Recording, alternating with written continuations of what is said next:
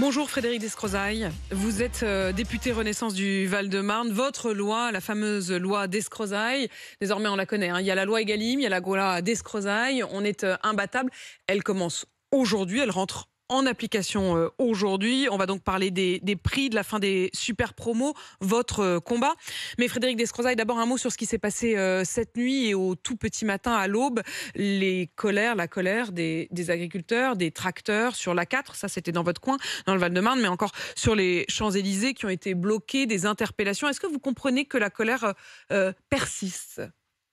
Je comprends parce que le monde paysan, c'est un monde de Saint Thomas. Il juge sur pièce. Donc, il y a le maintien d'une pression pour que ce qui a été dit soit fait.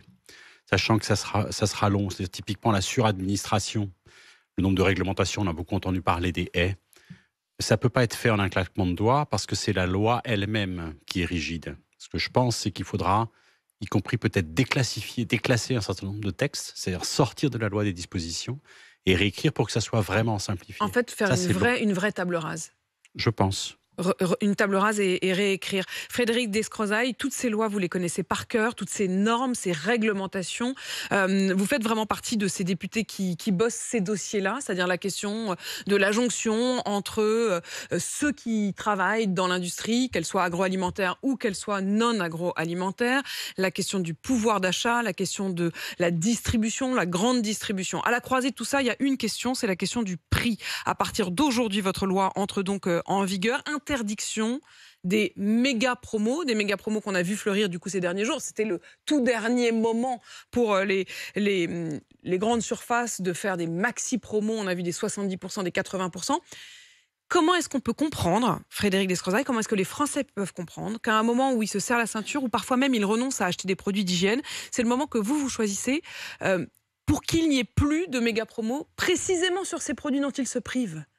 Je vais essayer de vous répondre clairement. D'une part, une petite précision, la loi qui porte mon nom est en vigueur depuis le mois d'avril. C'est une disposition, celle-là qui rentre en vigueur aujourd'hui. Elle a été mise en exergue par la distribution. Pourquoi ? Parce que c'est un argument publicitaire. En fait, tout est là. Une grosse promotion, quand vous êtes dans un hypermarché, celui de Créteil que je suis allé visiter par exemple, le directeur me dit, mon concurrent c'est le Leclerc qui est à 5 km. Pour faire venir quelqu'un dans un hyper, vous prenez votre voiture, c'est pas facile d'accès, vous êtes dans un grand parking, vous espérez pas être à 100 mètres des caddies, puis après vous allez passer 2 heures dans le magasin. Un argument pour faire venir les gens, c'est couche Pampers à moins 80%, la quinzaine de la lessive à moins 80%, etc. C'est une publicité pour faire venir les gens. Et ils en sont privés, c'est ça qui les inquiète. Donc, le pari que je fais, mais qu'on va vérifier parce que c'est expérimental, ça va durer 2 ans, c'est que ça sera neutre pour le pouvoir d'achat. Le non alimentaire, c'est 15 milliards d'euros de chiffre d'affaires. Là, on est déjà sur la fin de la négociation, c'est terminé à -1, -2. On va vérifier, mais on sera entre -1 et -2. C'est-à-dire c'est entre 150 et 300 millions d'euros de gains pour les consommateurs, malgré la fin des promos. Pourquoi ? Parce que si vous me vendez des produits et que moi je vous dis, écoutez, on va faire 2 quinzaines à moins 80% dans le plan d'affaires, etc. Vous savez que vous allez les payer parce que c'est vous qui les payez. Donc ça veut dire que moi, sur Pampers, les autres par exemple, produits, je vais vous les vendre plus cher.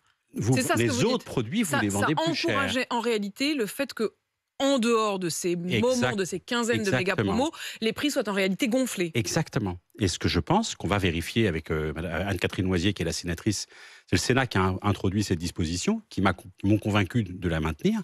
On va regarder, mais ce qu'on pense avec les sénateurs, c'est qu'on va constater qu'en fait c'est neutre sur le pouvoir d'achat parce que ça va rééquilibrer les prix. Neutre sur le pouvoir d'achat, c'est pas ce qu'on demande. C'est-à-dire que les consommateurs, ils veulent pas quelque chose de neutre sur le pouvoir d'achat. Ils veulent une baisse. Oui, mais là, en l'occurrence, sur la grande consommation, on n'est pas assez bon sur le logement. Là où j'ai du mal quand même à comprendre. Allez-y, pardon, finissez. Oui, c'est-à-dire que dans le budget des ménages, les arbitrages sur ce dont on a besoin tous les jours, je pense que c'est la fin d'un cycle de baisse.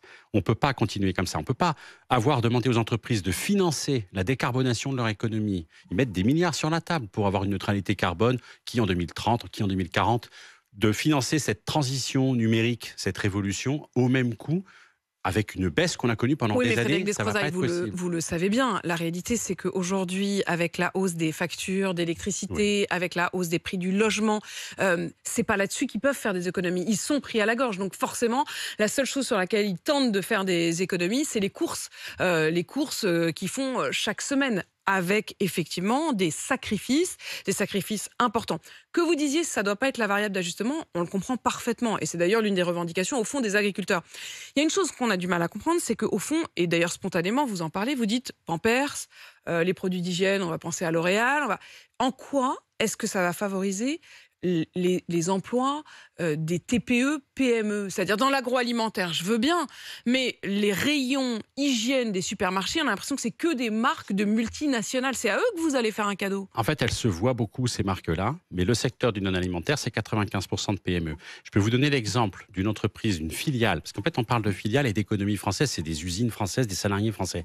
Filiale et une entreprise. Je ne peux pas vous donner le nom, parce qu'à chaque fois qu'un industriel me raconte quelque chose, il me dit, donnez pas mon nom, je vais avoir des représailles. C'est vous dire l'état des relations, même entre les très gros. Mais donc cette filiale dont le siège est outre-Atlantique, là, il n'a pas pu passer de hausse. Il termine à peu près à 0. Le lendemain de la signature, c'était le 7 février, c'est-à-dire 7 jours après la date butoir, avec l'un des distributeurs.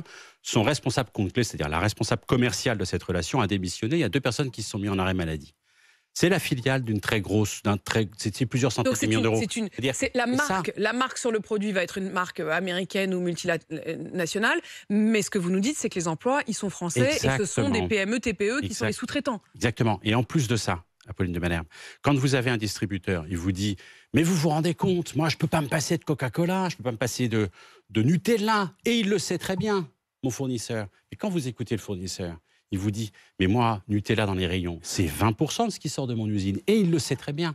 Aucune des deux parties ne détient. Tout le monde se tient. Aucune des deux parties ne tient la vérité sur la négociation. C'est une relation qui est complexe. Effectivement, ce que j'ai tenu, et il y a un vrai débat, vous l'avez tout à fait dit, c'est l'équilibre entre l'emploi, les salaires et ce qu'on paye pour vivre. Et c'est compliqué. Je ne prétends pas avoir tout compris. On va se donner 2 ans pour vérifier ce que ça donne, cette disposition. Le pari, encore une fois, c'est qu'il va y avoir, là, je vous le dis, cette année 2024, c'est entre -1 et -2%. Donc c'est déjà une réussite pour vous, à vos yeux? À vérifier. Frédéric Descrozaille, une question également, qui est la question de la marge. Régulièrement, les patrons de la grande distribution nous disent « Non mais attendez, je ne comprends pas pourquoi on continue à nous imposer 10% de marge alors qu'il y a certains produits sur lesquels on serait prêt à vendre quasiment à perte. » Il faut que pour ce faire, et ça a été le cas par exemple pour le carburant, il faut qu'il y ait une décision qui a été mise en œuvre très précisément et une sorte d'exception. Est-ce que c'est pas obsolète de continuer à imposer ces 10% de marge à la grande distribution quand pour une fois ils ne la demandent pas? Alors là aussi, on attend un rapport du gouvernement qu'on était censé avoir avant la fin de l'année dernière pour savoir ce seuil de vente à perte plus 10%, à qui ça profite. Vous avez raison, la question se pose. Mais en fait, c'est une très vieille question. Quand il y a eu une des premières dispositions législatives au sortir de la guerre, dans les années 50, ça a été l'interdiction du refus de vente. C'était pour privilégier les magasins Leclerc qui démarraient. Il fallait moderniser l'appareil commercial. Il y avait moins de points de vente en France que partout ailleurs. Donc, pour moderniser ça, on a dit, un industriel n'a pas le droit de discriminer parmi ses clients. Donc, interdiction du refus de vente. Quelques années après, en 1963, il y a eu l'interdiction de la vente à perte.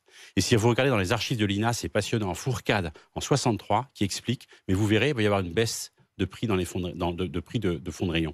C'est-à-dire que c'est un très vieux débat. On modernise l'économie. C'est normal qu'à un moment donné, il y ait des entreprises qui mordent la poussière. Parce que c'est la marche avant de l'économie. Il faut avoir investi, il faut être dans les premiers, il faut être compétitif. Mais il ne faut pas qu'il y ait trop de casse. Parce que la casse, c'est derrière, ce sont des salaires. Mais ces 10% de marge, au fond, c'est une manière presque de privilégier la grande distribution, les marges de la grande distribution. En fait, c'est compliqué parce que dans la grande distribution, on a un leader qui est coopératif. Et ce groupe coopératif n'est pas coté en bourse. Alexandre Bompard l'explique très bien, ce que je vais vous dire là.